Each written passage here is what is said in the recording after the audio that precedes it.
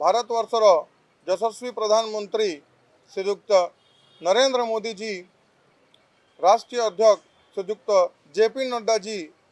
राज्य सभापति श्रीयुक्त मनमोहन सामल जी एवं ओडिशार लोकप्रिय मुख्यमंत्री श्रीयुक्त मोहन चरण माझी जी एवं नुआपड़ार पूर्वतन विधायक एवं ओडिशार पूर्वतन राज्य सभापति मोर पितृतुल्य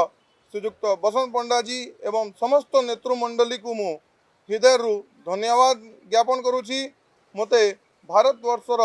सबुरु बड़ दल भारतीय जनता पार्टी दल रे सामिल करबा पाई मु भारतीय वर्षर यशस्वी प्रधानमंत्री का आदेश रु प्रभावित होइकरी तांको विकसित भारत एवं विकसित ओडिशार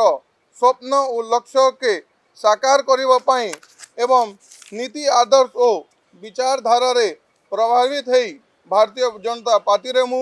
सामिल है। विकास धारा एक निरंतर प्रक्रिया किंतु नुआपड़ा बड़ी सबुठु ओडिशार एक उपांतर अंचल एवं सामूहिक विकास पाई प्रधानमंत्री यशस्वी नरेंद्र मोदी जी एवं मान्यवर मुख्यमंत्री श्रीयुक्त मोहन चरण माझी को एवं मोर स्वर्गत बापा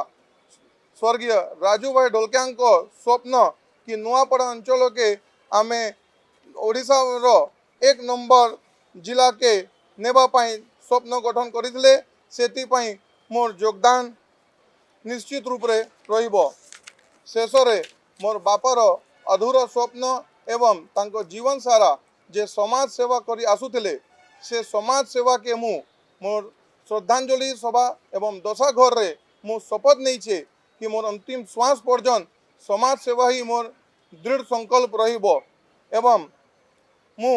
नुआपड़ावासी को मोर जोहार एवं कोटि कोटि प्रणाम जणाई करी दल मोटे जे कोनोसी दायित्व देबे मु निष्ठा सहित पालन करिमि।